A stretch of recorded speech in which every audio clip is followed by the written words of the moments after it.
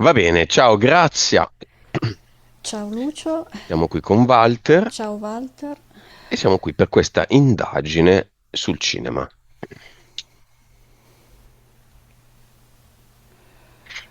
Abbiamo visto alcuni punti, ti accompagno contando da 10 a 1. 10,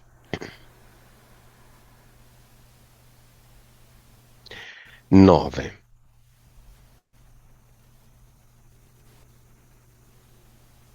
8,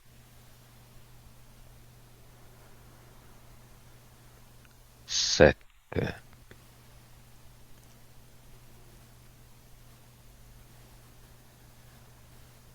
6,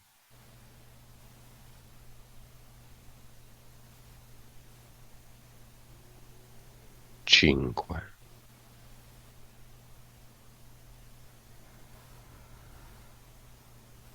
4,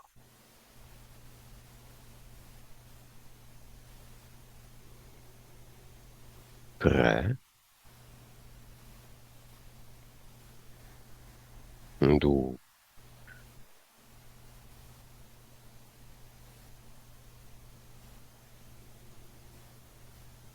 1.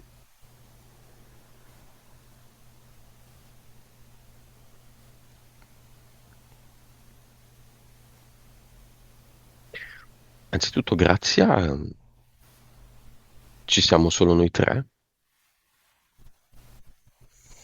Allora, ci siamo noi tre all'interno di un cubo di protezione in plexiglass e al di là di questo cubo c'è il ragno che ci vede ma non riesce a interferirci. Eh, e vedo che è infastidito da sto fatto e si è seduto sul cubo e cerca di sporcarlo con i suoi escrementi. E poi vedo che la sua ragnatela gigantesca, a cui sono appesi tanti bozzoli, all'interno ci sono delle mh, larve umane imbozzolate nella sua ragnatela e questi bozzoli scendono dalla ragnatela e lui dice, perché lui sa di cosa parleremo, e dice: Ma come non vi piacciono i miei figli, i miei prodotti? E poi con la zampa ne tocca uno, lo fa ciondolare, lo fa dondolare. Sono gli attori? Esatto, sì, rappresentano tutti gli attori. Dici: Ma come? Piacciono a tutti, a voi non piacciono? Apri un bozzolo, vediamo chi c'è dentro. Ah, sì, ha proprio come una zip e dentro vedo l'attore James Dean. Mm. Quindi sono morti. Alcuni sono morti e altri sono ancora attivi, vivi. Questo è il primo che vedo, forse perché a me piaceva quando guardavo i suoi film, a me piaceva, quindi mi è uscito lui per primo. Un Però ci secondo, sono tutti. vediamone un secondo. Meryl Streep. Mm. E esce e fa delle boccacce, dei segnacci perché mm, non ama essere svelata. Fra poco sarà di nuovo sulla cresta dell'onda, grazie al diavolo, veste Prada 2. E ancora lei? Ma direi proprio di no, sembra eh, che non c'è più niente di lei, è solo un corpo fuori controllo perché è come se fosse pazza, fuori di testa, non ha, non ha più nessun niente, nessuna traccia di umano, proprio un burattino. E dice, me la sono fumata l'anima. C'è un motivo preciso in cui se l'è fumata l'anima? Ah, si dice che era molto giovane, aveva 20 anni. Fa- Racconta che era molto ambiziosa, ambiziosa come nessuna, e, e come tutti, dice, come tutti che sono qua, siamo accomunati dalla nostra gigantesca ambizione, al nostro superego che ci ha dato questa moneta. Mary l'anima? No, no, non c'è. C'è solo il corpo, il mentale, l'anima non la vedo. Non è nata con l'anima? No, ce l'aveva e all'età di 20 anni ha fatto un patto L'ha venduta. e l'ha Vabbè, il patto persa. col diavolo, no? Il famoso patto col diavolo. L'ha venduta. James Dean l'ha venduto? L'ha venduta la sua anima? Lui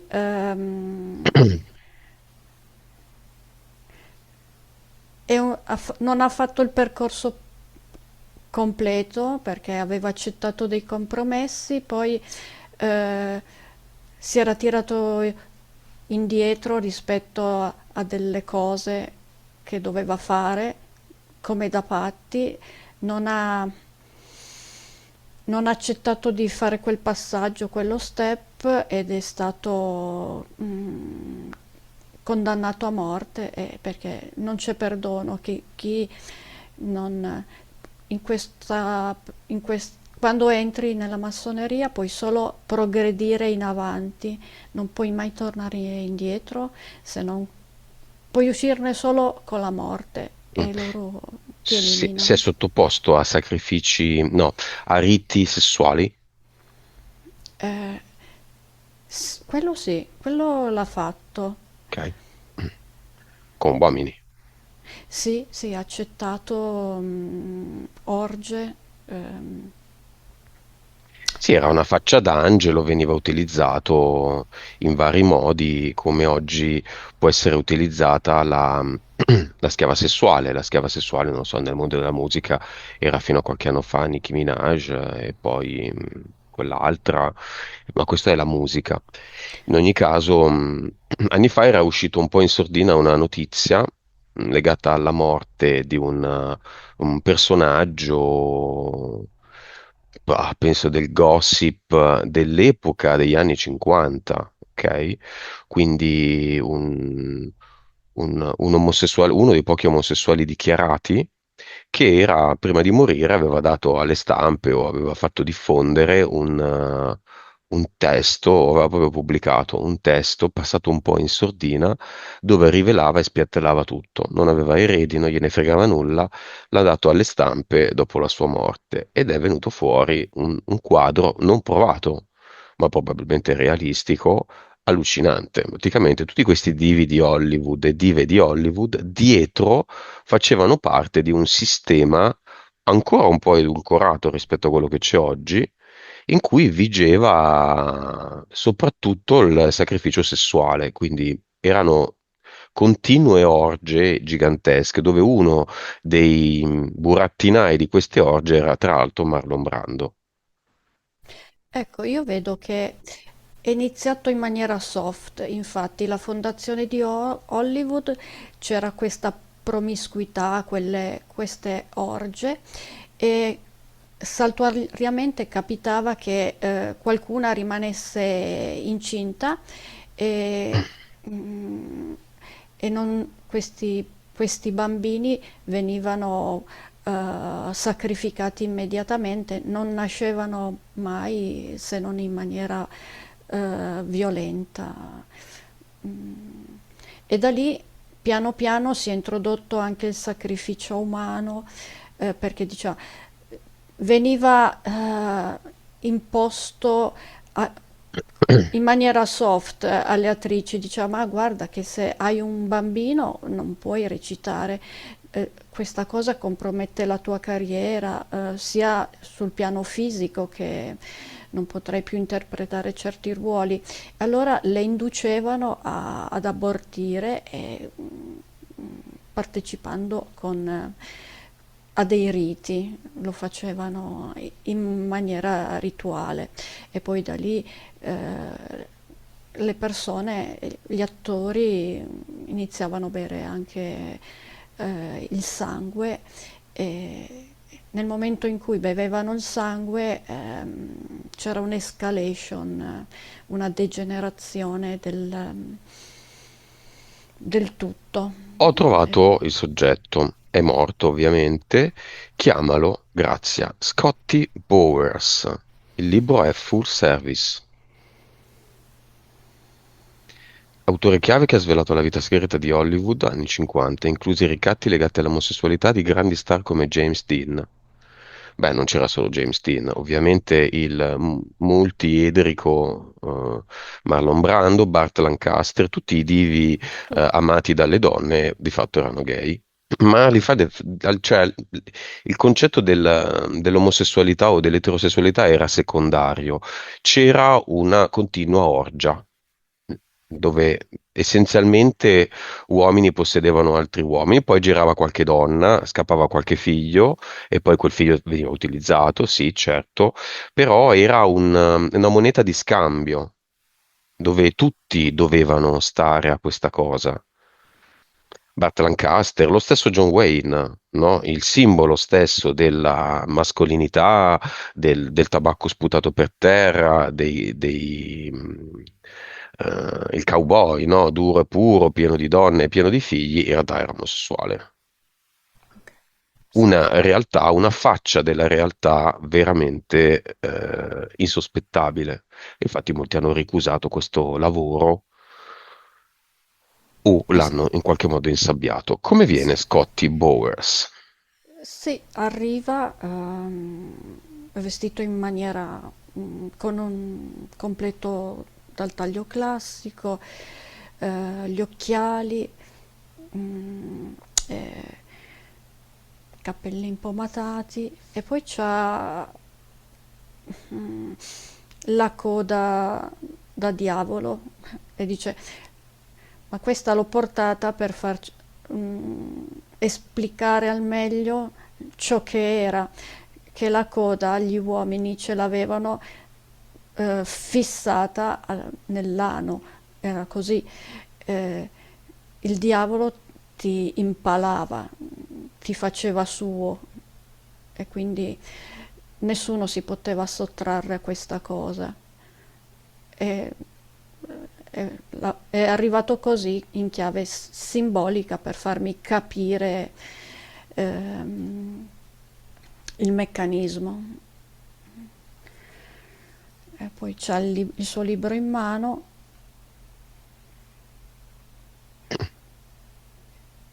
Chiediamogli cos'era Hollywood.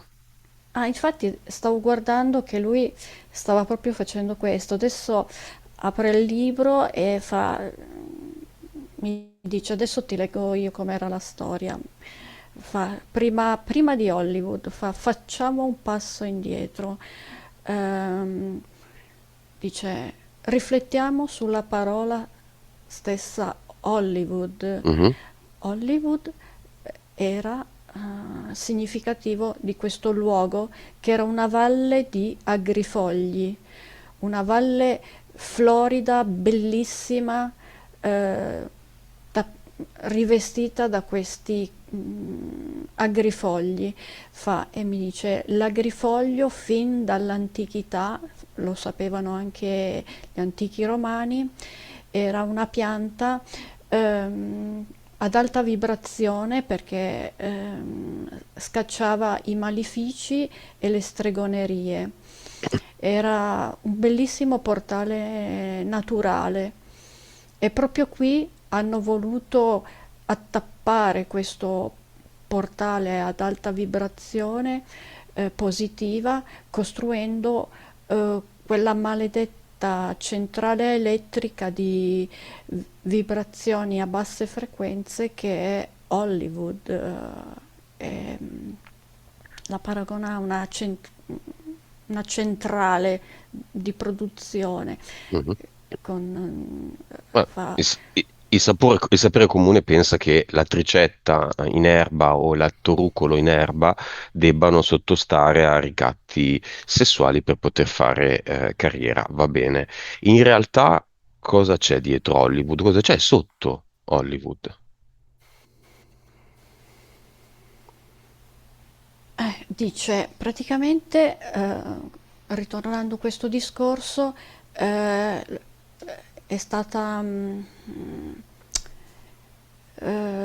fondata questa industria del cinema per allontanare l'uomo dalla natura, perché la natura è la più alta manifestazione della sorgente e, e non c'è niente di più subdolo del cinema perché ti allontana dal contatto con la natura, ti porta gradualmente a chiuderti in un cinema, a tenerti fermo davanti a uno schermo, anche in casa a guardare la TV. Fa, tu facci caso, non vedi più i cortili con i bambini che corrono dietro un pallone, ma sono tutti in casa a guardare film, filmetti, giocare ai videogiochi.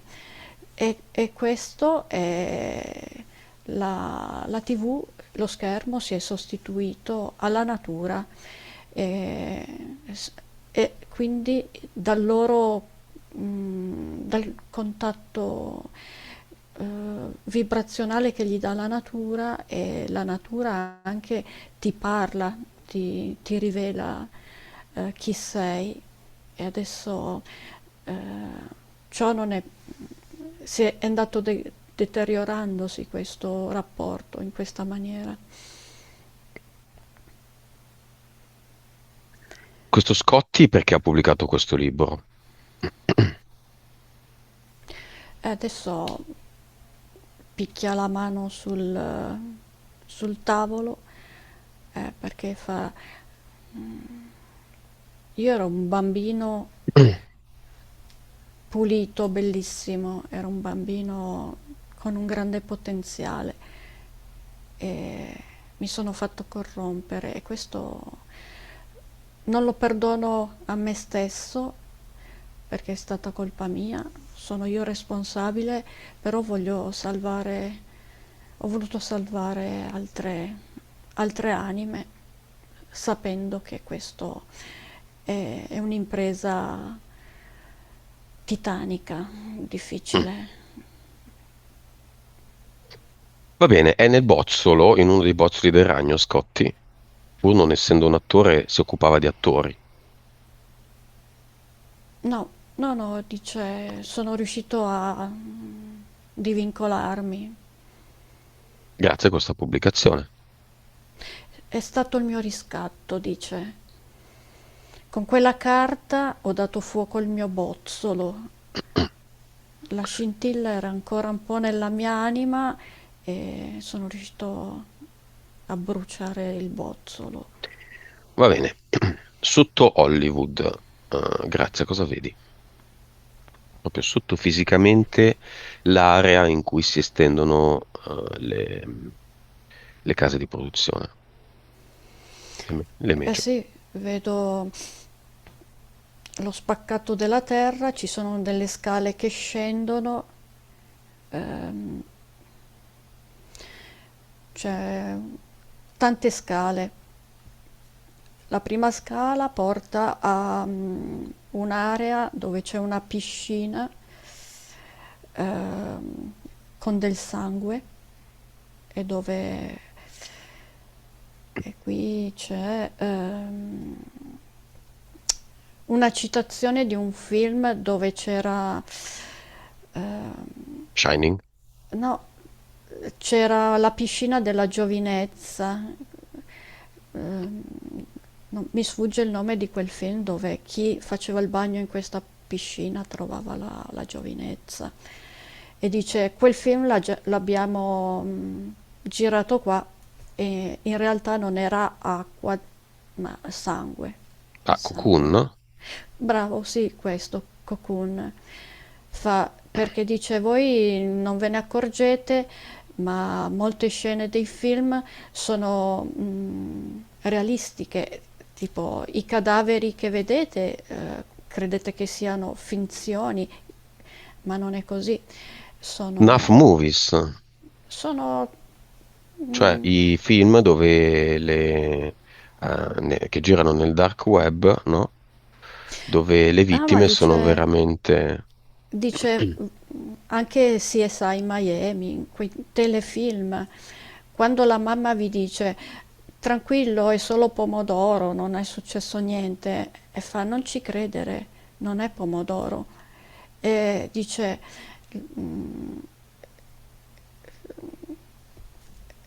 tutto ciò che vedi non è...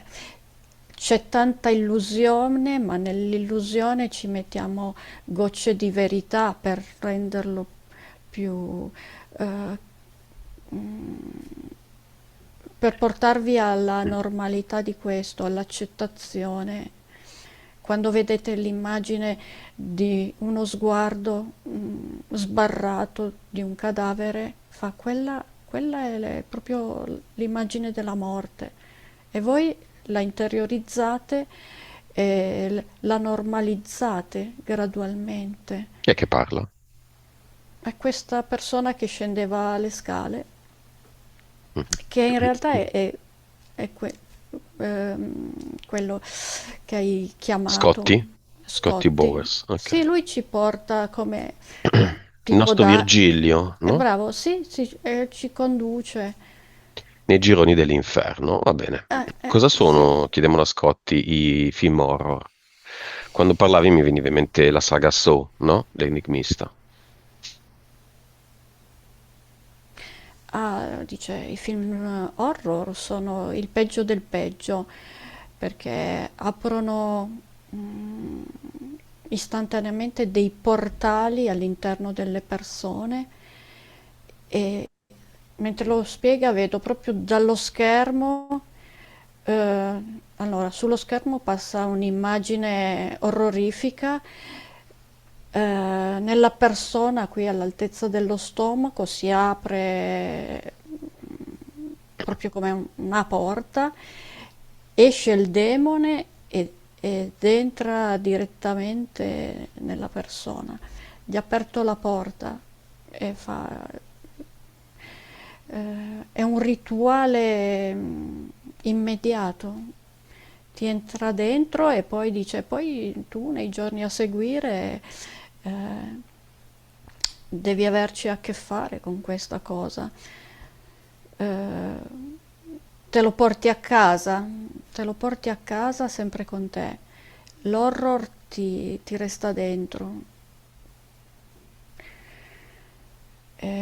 E poi riproduci quella situazione ovunque vai, lasci tracce a basse vibrazioni e, ehm, dice, in fondo è questo lo scopo del cinema, diffondere basse vibrazioni in tutto il pianeta. Andiamo insieme a Scotti sotto la Disney. Ah, ecco, ci ha portato a Disneyland. Disneyland, non so se ce n'è una a New Orleans. Disneyland di New Orleans c'è un posto dove un dinner club e sopra c'è scritto Club 33, proprio nella Disney. Dice è un circolo dove si va a mangiare ed è riservato a pochi soci. Dice, ehm, Walt Disney non l'ha mai dichiarato apertamente di essere un massone, però ha lasciato prove concrete della sua opera e dice tu prendi il cartone animato I tre porcellini, guarda caso è stato prodotto eh, nel 1933, 33 come i gradi della massoneria. E poi mi spiega il significato del cartone animato. Perché tre porcellini? Anche qui sono i tre gradi, i tre ruoli che puoi avere nella massoneria. Sono apprendista, compagno e maestro. Fa- Questi sono i tre porcellini. E poi c'è il lupo. Il lupo non è altro che rappresenta il bussante. Quando qualcuno vuole entrare nella massoneria, bussa alla porta tre volte e così fa il lupo. Il lupo arriva nella prima capanna, bussa tre volte. E poi mi fa lo zoom, mi fa, mi porta l'attenzione sul fatto che i tre porcellini dice i primi due suonavano uno strumento e rappresentavano eh, ehm, l'anima, l'arte, ar- l'animo artistico, le altre arti. Uno suona il flauto e l'altro porcellino suona il violino, però vengono raffigurati come due stupidotti, no? Mhm. Due prede facili perché si sono dedicate a delle attività Non produttive. non produttive, infatti poi abitavano dentro delle capanne facilmente distruttibili e poi fa guardali, non a caso hanno trovato salvezza e rifugio nella casa del terzo porcellino che cosa ha in mano? C'ha in mano la cazzuola a rappresentare il libero muratore, che sai che si dice che i massoni si chiamano Mhm. anche liberi muratori, e lui infatti ha costruito una casa solida con i mattoni e quando accoglie, salva gli altri due, li fa entrare nella sua casa, fa vedere che lui ha eh, il- sì la musica, ma un pianoforte con i fianchi murati, che è una cosa che non ha nessun senso, perché non esistono pianoforti così, ma e poi facci caso alle pareti, c'ha appesi tre quadri. Eh, Nella prima c'è sempre tre, il richiamo a tre, e poi c'è nel primo quadro la foto della mamma e negli altri due c'è la foto del papà che sono rappresentati sotto forma, il papà è rappresentato sotto forma di salsicce e prosciutti e quello è stato sacrificato il papà.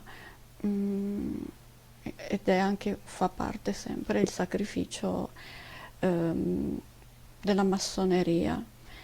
E dice, e questo è Walt Disney. Ehm, Dov'è Walt adesso? È uno dei bozzoli?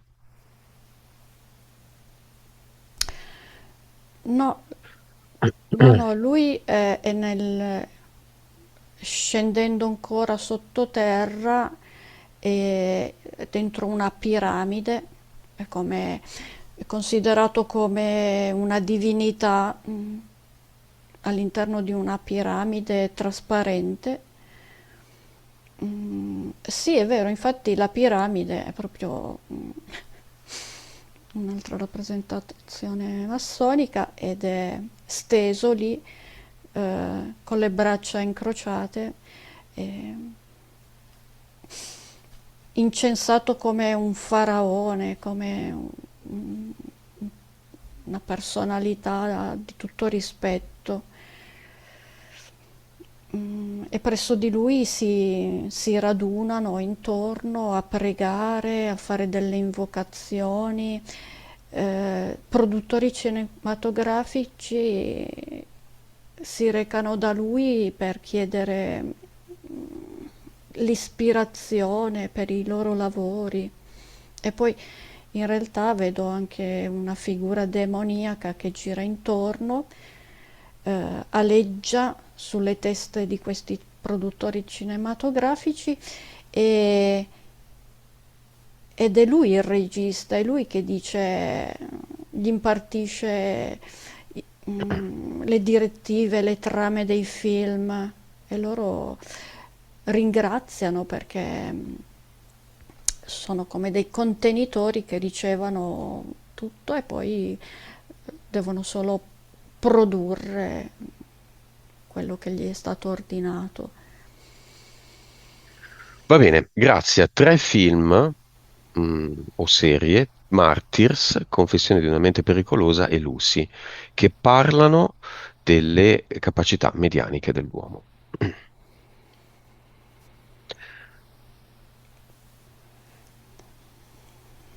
Quale ti spicca dei tre?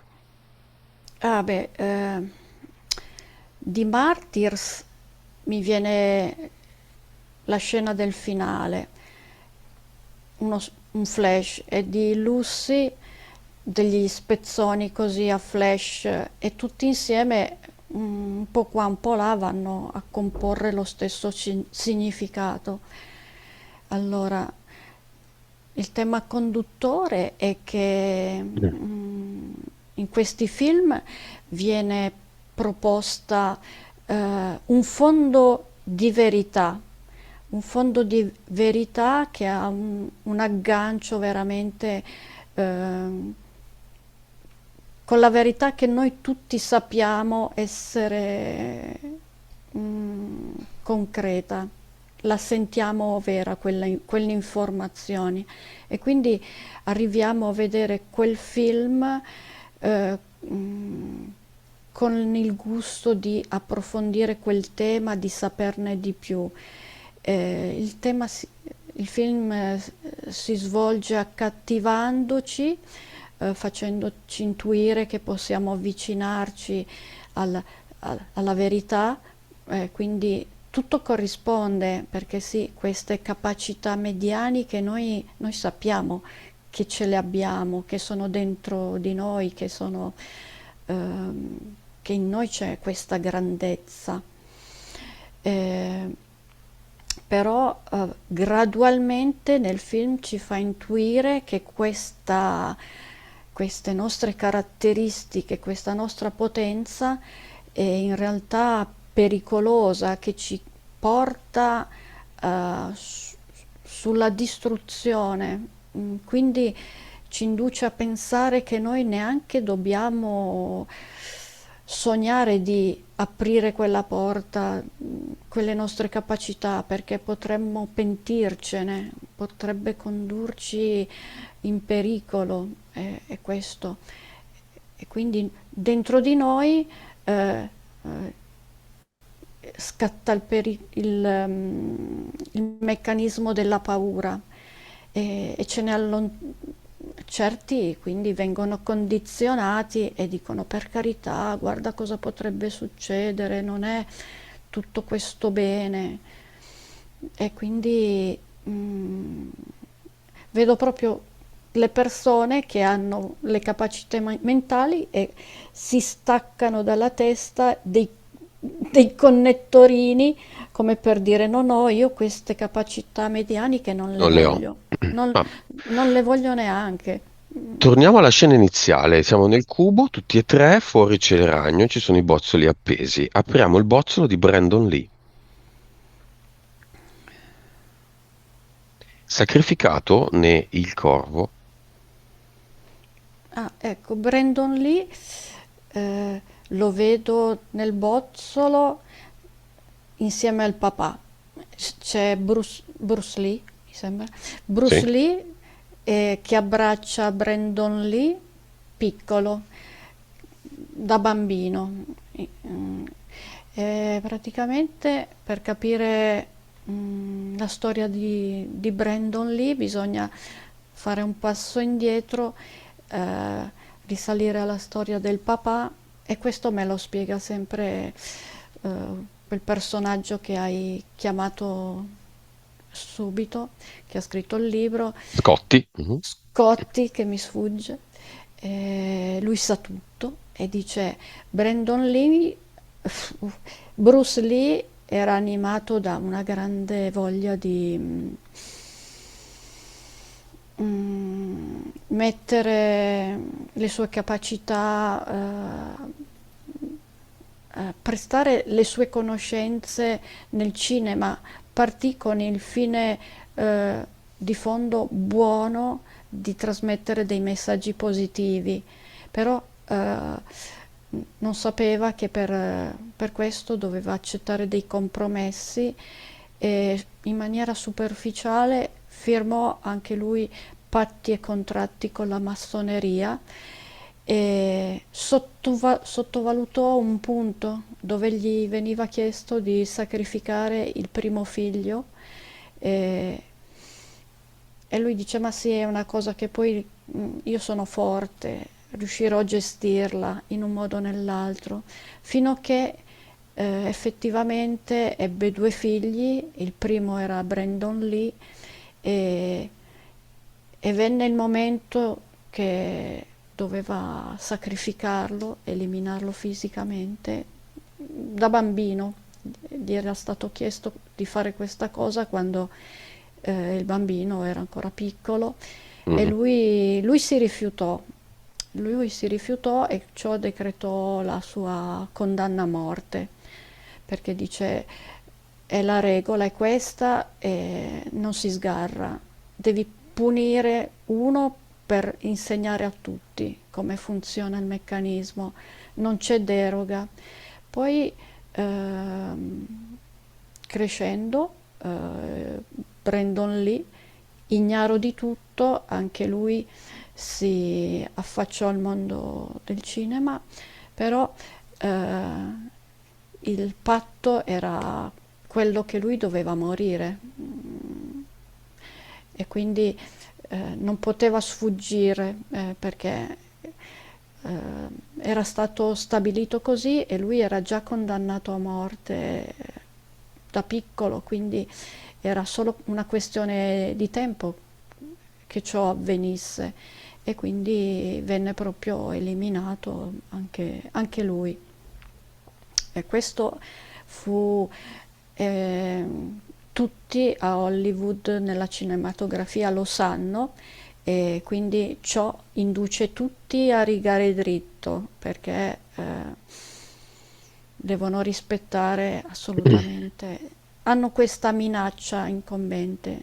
È il sacrificio del primogenito, Sì, sì. quello a cui Ronaldo non si è sottratto, per esempio, il Se noi calciatore, facciamo caso, ci sono tanti casi emblematici di attori a cui è morto il figlio. Mi viene primogenito, in mente Lori del Santo, certo.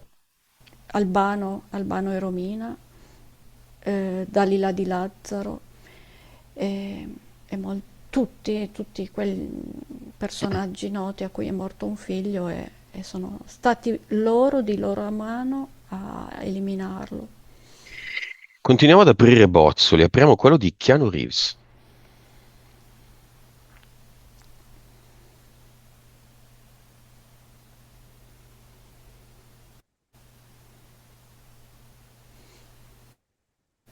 Se lui appare e addirittura le pupille rosse, il taglio verticale, appare proprio come un demone con la faccia Come d'angelo. sì, quel film, oddio. Ah.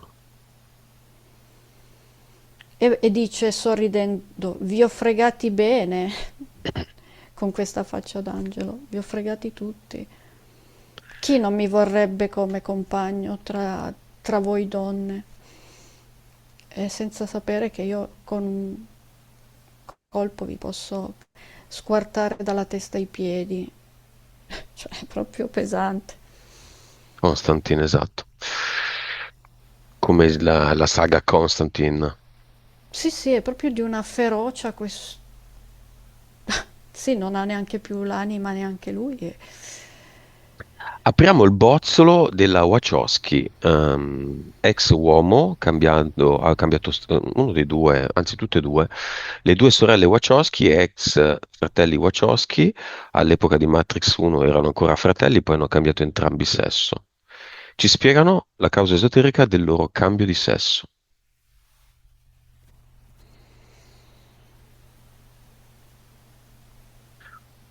Ah, parlano insieme all'unisono e dico, questo fa parte di un altro programma del cinema. Ehm, praticamente spiegano che gradualmente vengono inseriti a livello mentale degli spettatori degli schemi mentali a cui loro si devono allineare. Può riuscire o meno in base allo spettatore. Il fine ultimo sarebbe proprio quello che eh, indurre la persona, lo spettatore, a fare altrettanto, a seguire il loro esempio.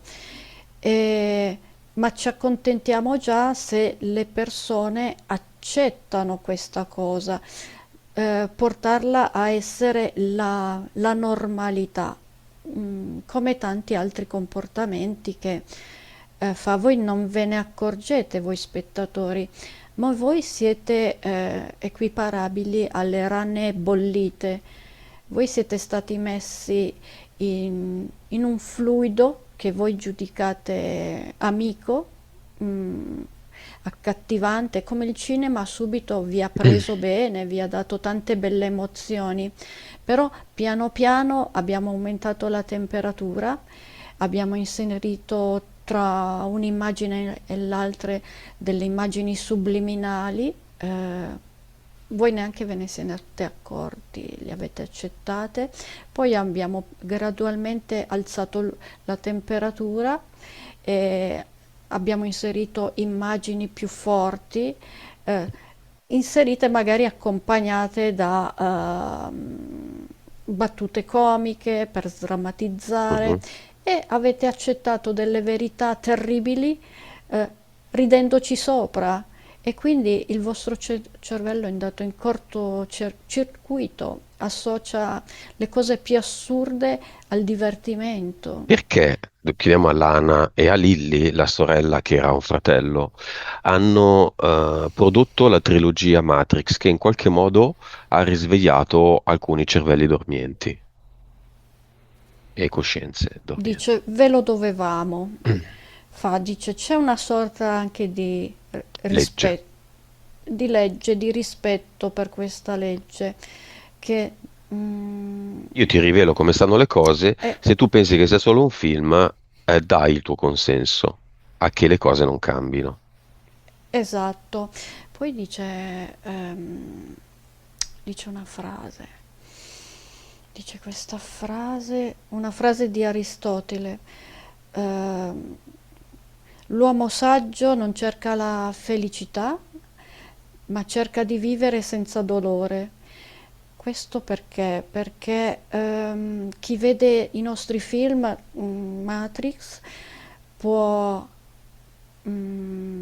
aprire gli occhi e vivere nel dolore perché si accorge dell'illusione, oppure eh, sceglie la felicità, sceglie di continuare a tenere gli occhi chiusi, Mhm. e quella la felicità dell'ignoranza, dice. Mhm.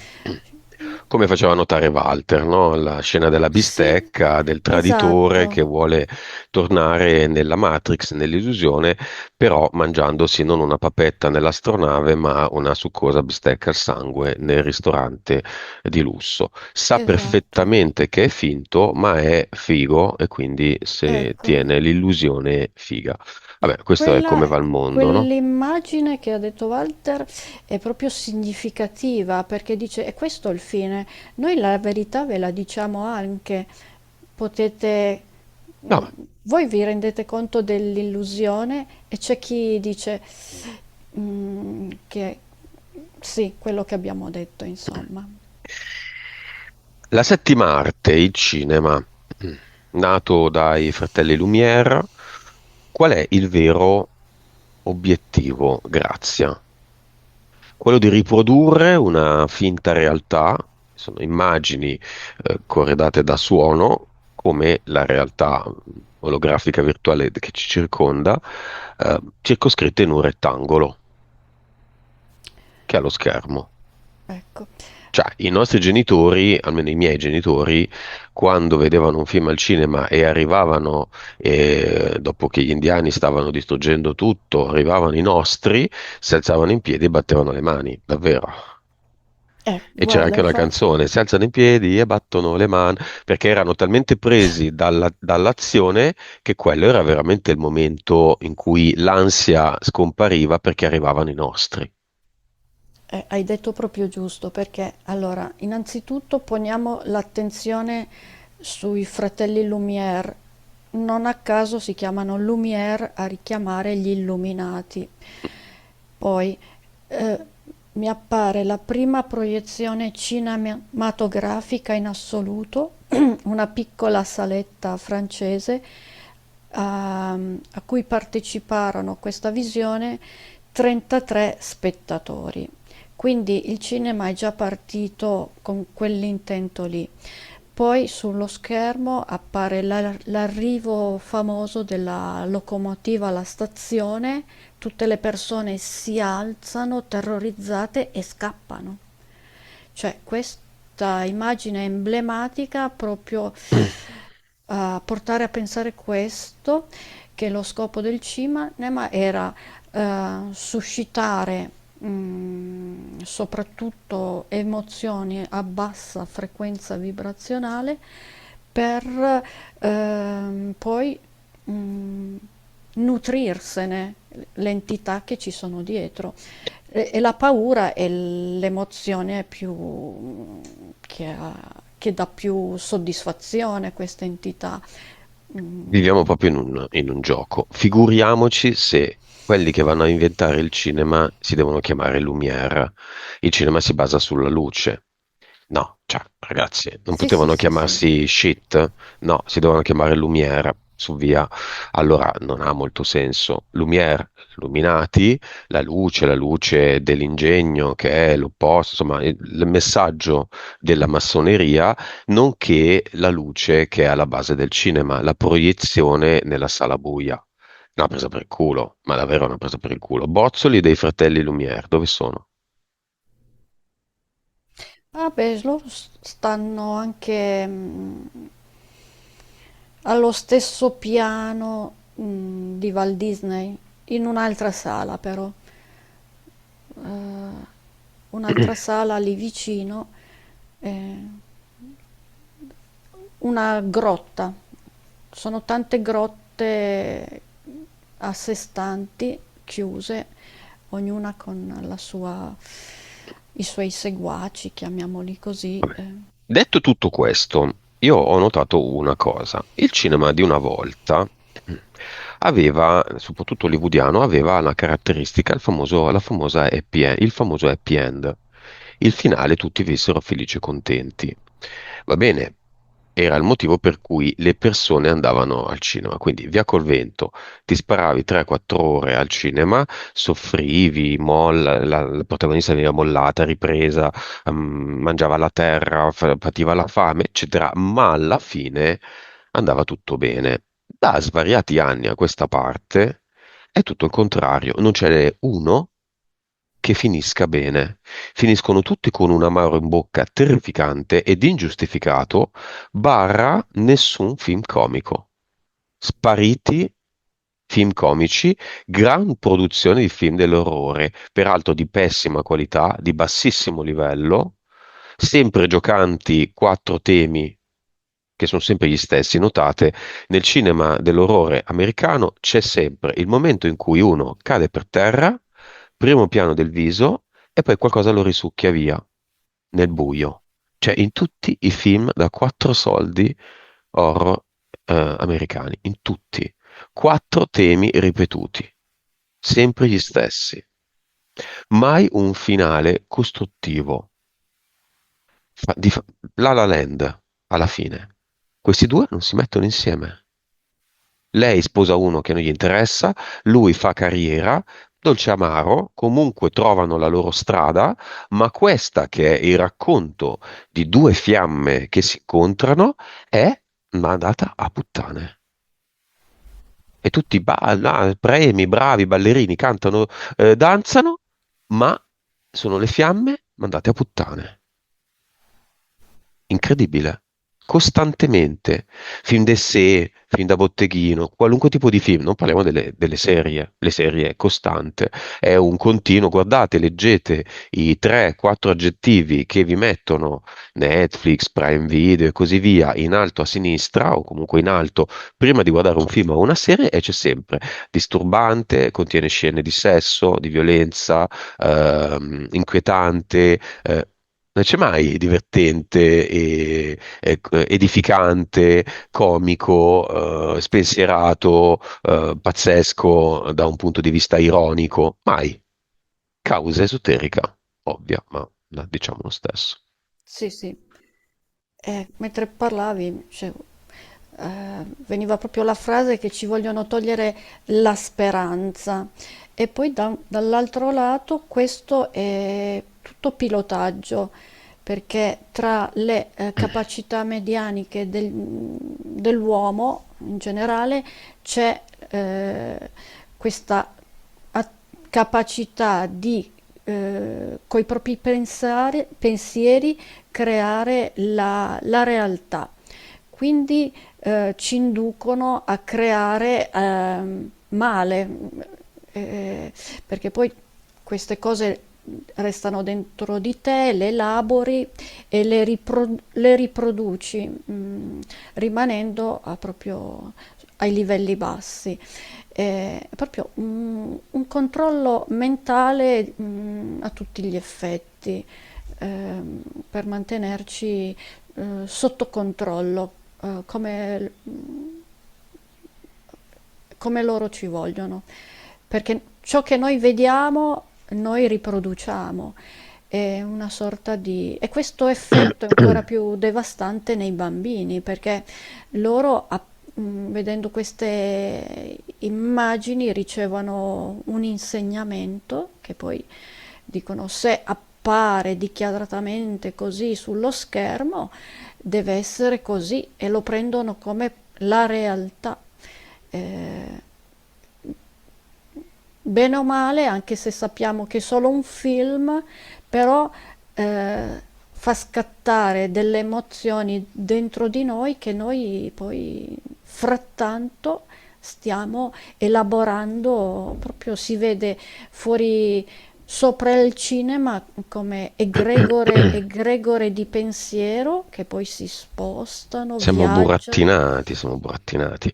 Sì. Il film comico è fondamentale, farsi una risata è Sì, sì, indispensabile. sì, sì. Come hanno distrutto la filmografia comica? Hanno iniziato a dire che era bullismo ogni cosa. Quindi se la comicità si basa sul prendersi anche un pochettino in giro, non so, adesso senza, se no mi censurano, senza dire caratteristiche, no, fisiche che non sono, ma se il cliché della bionda americana Barbie è la bionda è sciocca, no? È poco, non si può più dire e si basava su quello, Scary Movies, tutto un filone pseudo divertente o anche molto divertente. Non si può dire perché sennò questa persona viene offesa, si sente giudicata, piange, è spaventata, è scared, poverina, e quindi è discriminazione, non si può più in qualche modo non si può più fare. So, Little Britain, una serie britannica terrificante da tanti punti di vista perché prendeva veramente in giro categorie e categorie di persone, ora gira in incognito in qualche social perché non può più essere riproposta in televisione. La pazzia, i comici sono tutti disoccupati. Tutti disoccupati. Certo. C'è stato un progetto preciso che anche in pochi anni, in poche mosse, di scacchi ha portato all'esclusione di un pretesto per innalzare le frequenze e anche, secondo me, il cervello delle persone, perché la comicità è il sintomo sempre di grande intelligenza. Bene. Esattamente, sì, sì. Io se posso consigliare come faccio io, andare a teatro a vedere degli sketch comici che ci sono, e anzi si vanno a finanziare persone non connesse al cinema, persone che si impegnano e sono veramente dei liberi pensatori, si possono ancora solo trovare nei teatri di ogni città. E io faccio così e ne esco sempre con il sorriso che mi porto a casa per 3 giorni. Bello. Sì, sì, Nuovo consiglio. bozzolo da aprire, Mel Gibson, Sound of Freedom, più varie altre porcherie su Cristo, che non commento nemmeno. Più nuovo lavoro, porcheria su Cristo, girato in alcune zone dell'Italia. Bella cagata Sound of Freedom, bella, bravo, bravo Mel. E infatti quando apro il bozzolo che c'ha la zip, esce Mel Gibson. Poi Mel Gibson c'ha un'altra zip che si apre sul suo corpo e dentro c'è un altro essere. Eh, Poi apro di nuovo Chi è Mel una... Gibson? Cioè, è come una matriosca di creature, cioè sotto c'è una mosca, sotto c'è un verme, sotto c'è un serpente, una matriosca di entità, una accavallata all'altra, senza senso. Bene, chiaro.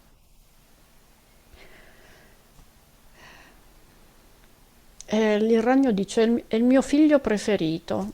Eh, fa questo, mm, esce proprio dai suoi escrementi e dice: l'ho modellato a mia immagine e somiglianza con i miei escrementi, proprio gli escrementi del ragno. E in base a come lo voglio, lo modifico sempre. Mi dà tante soddisfazioni. Bene. Cinema. Il cinema è magia. È così. Grazie. È così nel senso che in tanti film vengono eseguiti dei rituali magici, in- chiamiamoli così, in diretta. Lo spettatore è lì e vede in diretta sullo schermo che viene fatto un rituale magico davanti ai suoi occhi e inconsapevolmente lui sta partecipando proprio a un rito magico. E quando il protagonista sta facendo questa scena, che è sempre collegata anche a un omicidio o cosa, vedo che eh, estrapola dallo spettatore delle sfere azzurrine, se le prende e se ne Cosa impossessa. sono?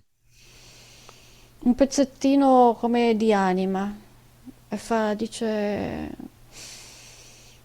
perché dice, senza saperlo avete dato un'autorizzazione e mi concedete di prendervene un pezzettino. Mhm. E Tanto noi poi la riformiamo quell'energia. è proprio una sfera di energia e poi viene messa in una bottiglia e dice, e poi vi possiamo anche richiamare il resto dell'anima con altri atti magici, possiamo richiamare il resto dell'anima e, e fare di voi quello che vogliamo. Va bene, il cinema è magia. Il cinema è magia perché effettivamente riproduce in maniera verosimile qualcosa simile alla realtà. La realtà è magia. Noi siamo dei maghi. Sì, sì, sì. Siamo dei maghi? E perché non lo siamo davvero? Un mago ha una bacchetta. Siamo nel cubo. Grazia, ognuno fa quello che vuole. Io faccio, per la mia realtà, le seguenti cose. Mi trasformo in quello che sono, un mago. Nell'indagine Rubedo, un coglione di massone mi ha detto che io pratico magia nera. È così? Pratichi magia, ma nera, lo dice lui, non è nera, Che l'ha detto? è semplicemente magia. L'ha detto perché voleva spaventarti. Bene. Passato questo, creo E la mia adesso, bacchetta. adesso questo qui mi dice che sono una stronza. Mi ha detto così. Bene, dove sta adesso? Dice sempre parolacce, ma è lontano, Ma è no? morto o vivo? Ma io lo vedo al di fuori del nostro cubo e sento questa voce. Beh, c'è un'immagine disturbante che a me non ha piaciuta molto fin dall'inizio, che noi siamo dentro il cubo e fuori c'è il ragno che fa il cazzo che vuole, con i bozzoli, noi siamo lì spaventati dentro il cubo che ci dobbiamo proteggere. Voi fate quello che volete, tu e Walter. Io mi creo la mia bacchetta. Un, due, tre. Come è fatta?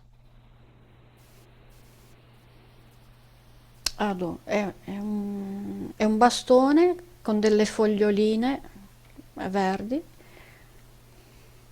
Mm, Adesso la stai roteando sopra di te, Mhm. stai tracciando. Sono completo, posso uscire dal cubo. Vi saluto, esco dal cubo. Vedo una realtà che non mi piace. Io non voglio vivere nella paura nei bozzoli. I bozzoli non devono stare nella mia realtà, devono andare nel basso astrale. Sotto si apre il basso astrale. Esercitiamoci, prendiamo quello di Rubedo che ti dice le parolacce, non si dicono le parolacce alle signore. Bacchetta, basso astrale, vivo o morto, non importa, basso astrale. Per il numero di anni che quest'anima ha bisogno di avere per capire le cagate che ha fatto. Se c'è un'anima, se no resta lì e basta. Questo nella mia realtà. E tutti i bozzoli, teca o non teca, non mi importa, nella mia realtà si staccano, si aprono con la loro cerniera e finiscono tutti nel basso astrale. Tutti. Questo ambiente dominato dal ragno, che ora va via, che io non lo voglio vedere,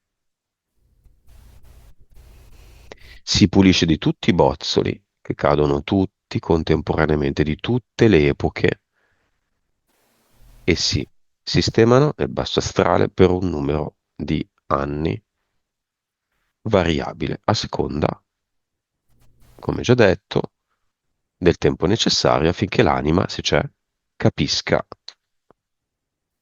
le questioni.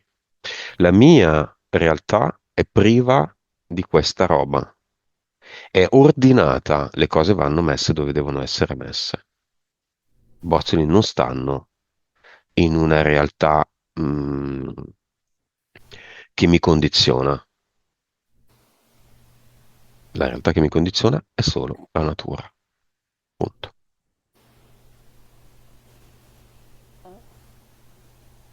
Così è deciso e delle foglioline del mio bastone, della mia bacchetta scettro, parte la vegetazione, tutto intorno a me. Infatti vedo che hai preso la bacchetta, l'hai piantata sul cubo e poi da lì il bastone è diventato un albero grande, crescente, crescente, con tante foglie, e riempie tutta la scena.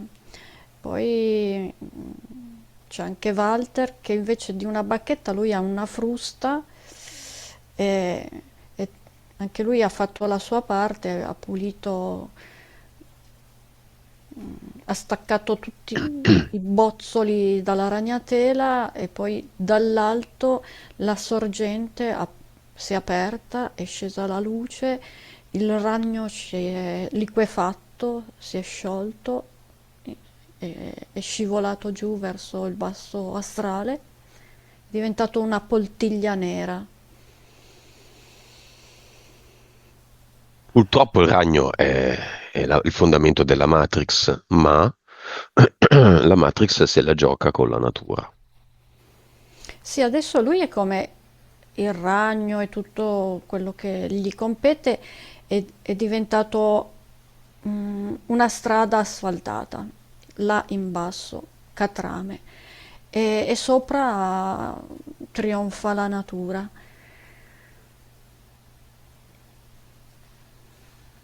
C'è un bellissimo bosco con tante foglie che si muovono mosse dal vento.